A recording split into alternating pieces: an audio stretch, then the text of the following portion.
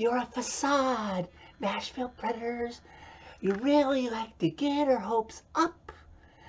Why do we keep coming back to 501 Broadway just to be tortured Nashville Predators? Oh, I guess it's because the alternative across at One Titan Way is so much worse. Okay, did you enjoy that? Did you enjoy that 10, 15 seconds? Because that's your Christmas present. You got to do a special intro for this pathetic loss. Preds lose 3-2 in overtime to the Colorado Avalanche Friday night inside Bridgestone Arena 2 days before Christmas. Instead of filling the stockings of every member of Preds Nation with Christmas joy when you were up 2-0, no, you decide to fill it all with hot pieces of coal, blowing that 2-0 lead and barely getting a point, losing in overtime 3-2. The overtime goal, for good measure, was scored by a player who was involved in a trade with another player who was involved in this game for another team. Remember, it was Samuel Girard to Colorado, Matt Duchene not to Nashville. He would eventually come via free agency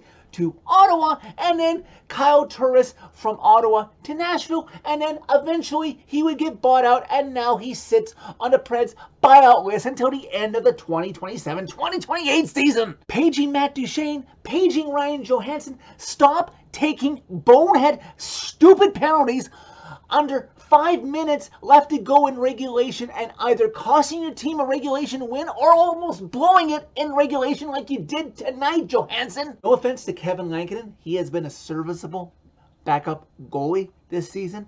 And along with the Anaheim game next week, if this Preds team has any chance of still making the playoffs and not running Saros into the ground, Lankinen should get a game now and then. But back to my point that I was making. If Lankinen had played in this game, I don't think the Preds would have even gotten a point.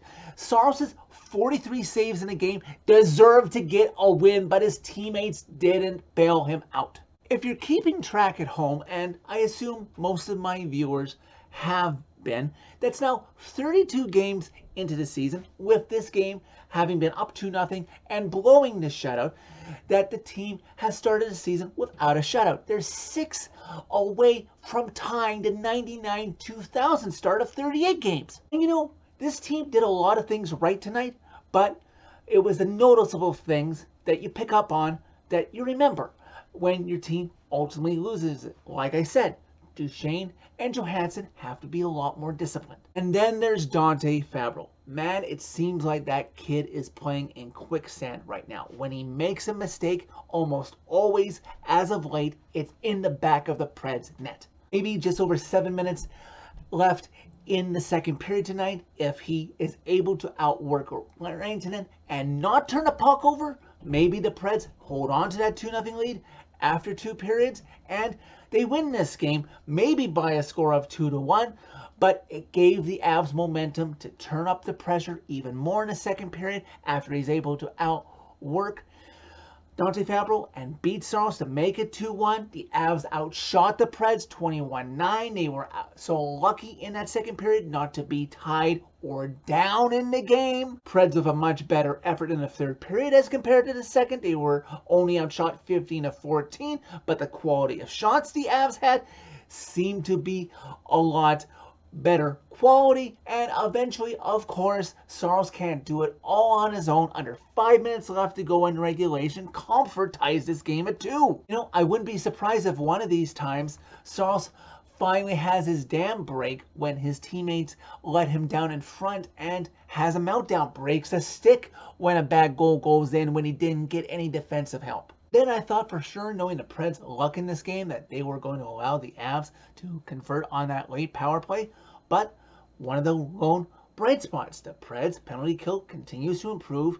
Even though the Avs have a few injuries, the Avs went 0 for 4 on the power play. And the Preds scored a power play goal in their third straight game, almost scoring 2 because the second goal in this game was scored just after a power play ended. And then you got Matt Duchene, who has a goal in 4 straight games. Then we get back to the negative, which is the Preds now have 5 loser points of losing in overtime or a shootout. And you know how many of those 5 loser points, the Preds had a lead in 4 of them. 4 extra points in the standings, 1 point out of a possible playoff spot if you didn't blow leads like you have. And that one that I didn't mention out of the 5 that they didn't have a lead in, Sorrel stole the show, because remember, that was the 1-0 overtime loss in St. Louis. Thank the hockey gods for the quality of Preds goaltending that they've had ever since Pekka Rinne got drafted and then passed the torch to UC Saros,